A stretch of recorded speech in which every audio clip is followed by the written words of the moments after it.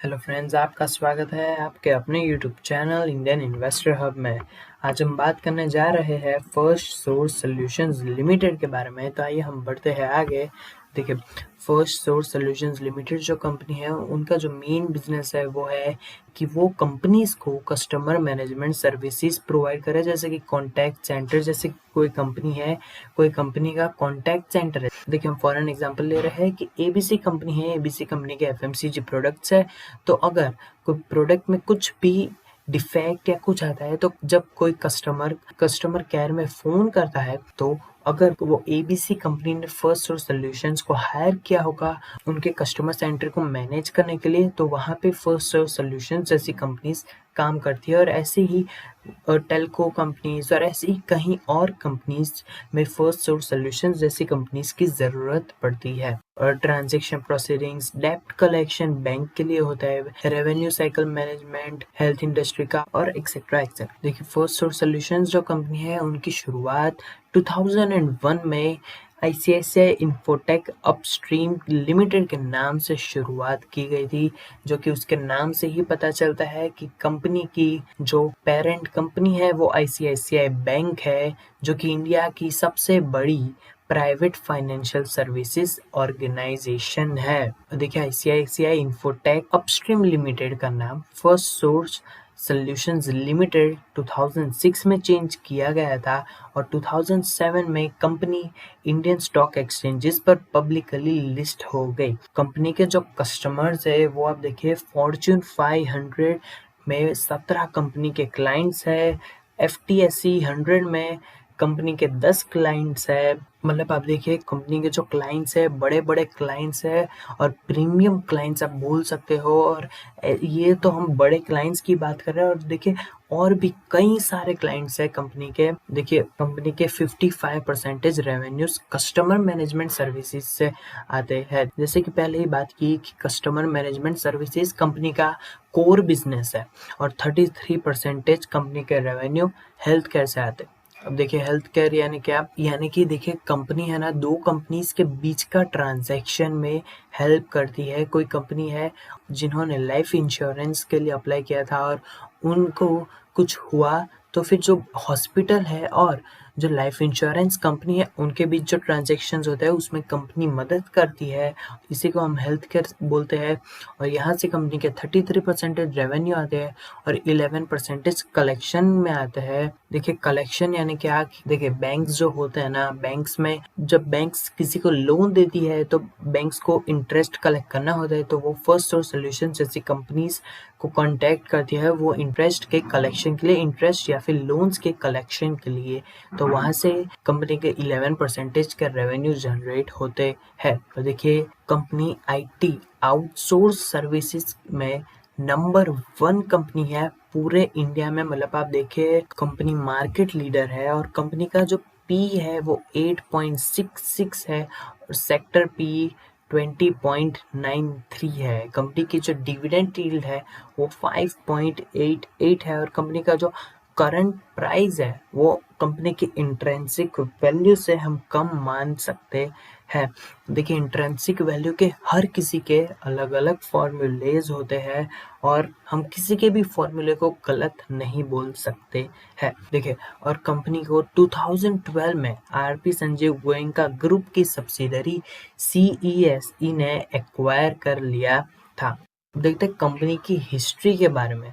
देखिए, 2012 में कंपनी का जो कर्ज है वो अराउंड 2112 करोड़ तक पहुंच गया था। आईसीआईसीआई बैंक वो फर्स्ट सोर्स सॉल्यूशंस के प्रमोटर है, तो उनसे सीईएसई ने, जो कि आरपी संजीव गोयनका ग्रुप की सब्सिडरी है, उन्होंने खरीद लिया 2012 में। और आरपी संजीव गोयनका जो ग्रुप है उस ग्रुप के कई सारे हम सामने बड़े बड़े प्रोडक्ट्स है। देखिए, स्पेंसर्स रिटेल, हम सब ने स्पेंसर्स रिटेल का नाम सुना है, बहुत ही बेहतरीन फ्रेंचाइजी है। सारेगामा, देखिए सारेगामा के भी जो प्रोडक्ट्स है, सारेगामा कारवा, और ऐसे कई और बेहतरीन प्रोडक्ट्स है। और 2M हम सब ने कई बार खाया होगा, और ऐसे ही और भी कई बेहतरीन कंपनी के प्रोडक्ट्स है। और देखिए, आरपी संजीव गोयनका ने ये कंपनी को क्यों खरीदा? देखिए, उन्होंने अपने जो ग्रुप है आरपी संजीव गोयनका ग्रुप, उसको डाइवर्सिफाई करने के लिए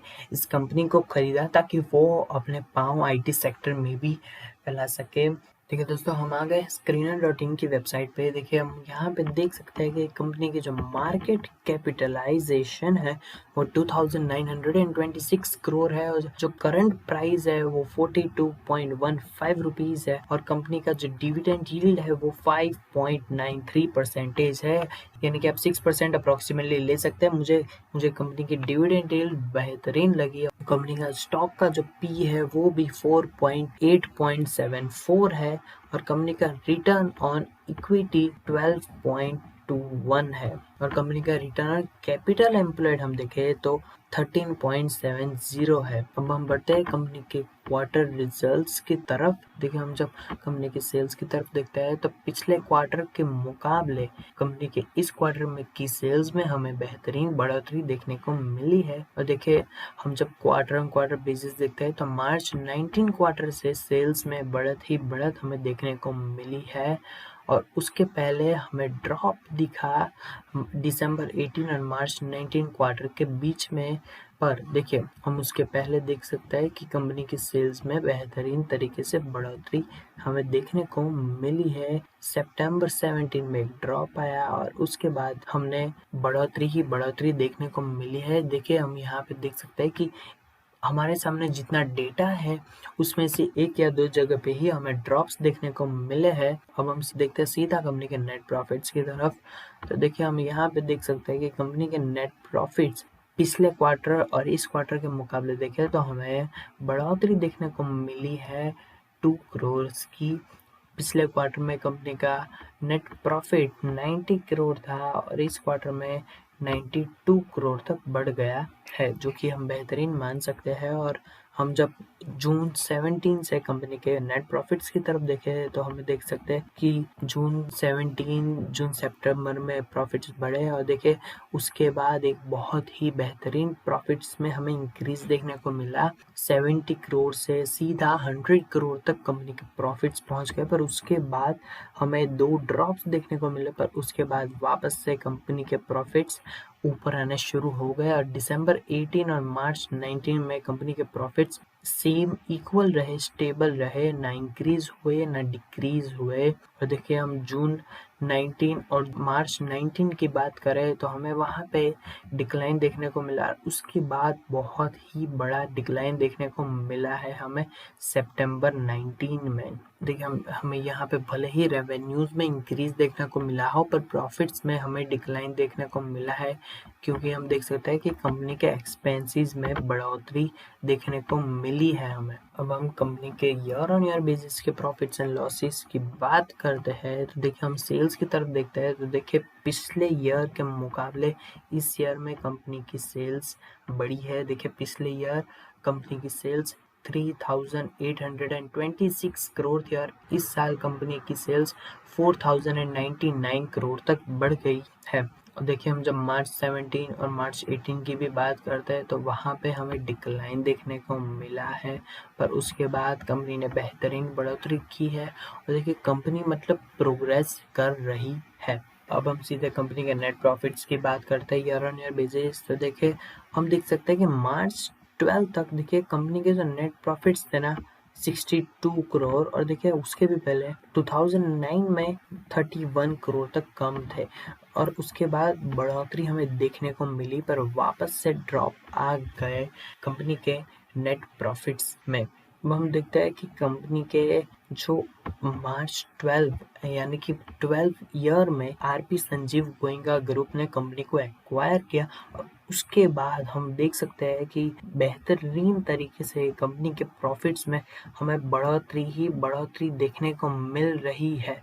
सिर्फ पहला ईयर ऐसा हुआ है जहाँ पे नेट प्रॉफिट्स में year on year basis decline देखने को मिला है। बाकी आप कंपेयर करिए, जब से आरपी संजीव गोयनका के ग्रुप के अंडर कंपनी आई है तब से ईयर ऑन ईयर बेसिस एक भी बार डिक्लाइन नहीं देखने को मिला है हमें, जो कि बहुत ही बेहतरीन बात है। ये हमें बताता है कि कंपनी का मैनेजमेंट एफिशिएंटली वर्क कर रहा है।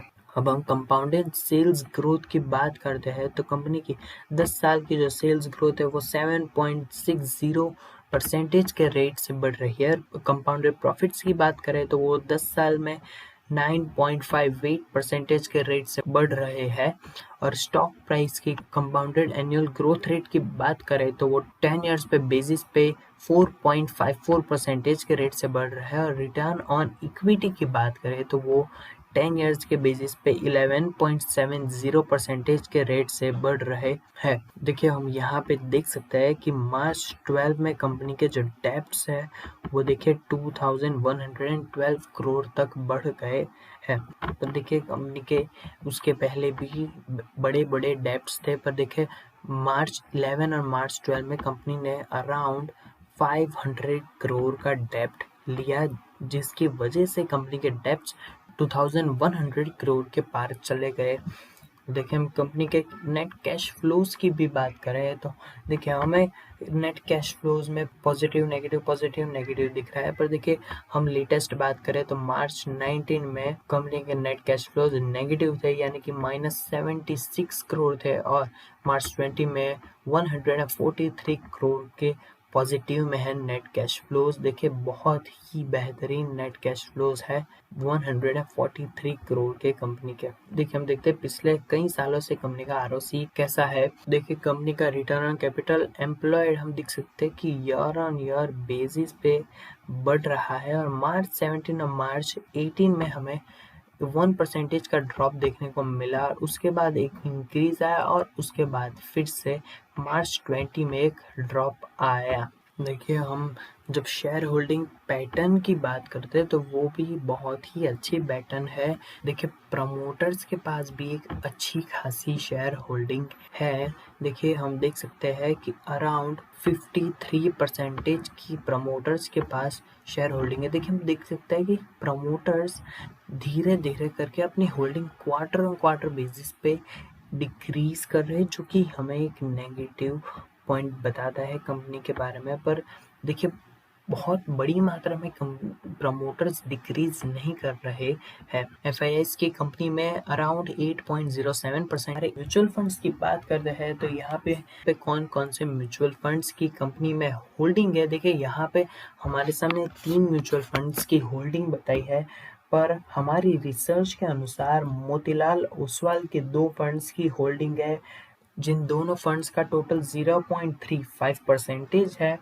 और एचडीएफसी के भी 2 फंड्स की होल्डिंग है। यहाँ पे हम देख सकते हैं कि एचडीएफसी स्मॉल के फंड की 7.78% की होल्डिंग है कंपनी में। और देखिए एचडीएफसी स्मॉल के फंड कॉन्स्टेंटली कंपनी में इंक्रीज बढ़ा रहा है। देखिए 1% से लेके एक भी ड्रॉप हमने नहीं देखा है। कंपनी हर क्वार्टर में अपनी होल्डिंग बढ़ा रहा है।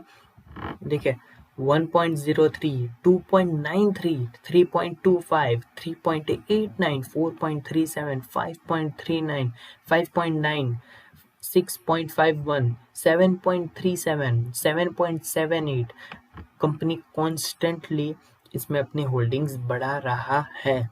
अब हम जो पब्लिक होल्डर्स हैं, पब्लिक में जो बड़े बड़े होल्डर्स हैं उनकी बात करें तो यहाँ पे इंडिया के बिग बुल राकेश झुनझुनवाला जी की भी होल्डिंग है। राकेश झुनझुनवाला की यहाँ पे हम होल्डिंग देख सकते हैं।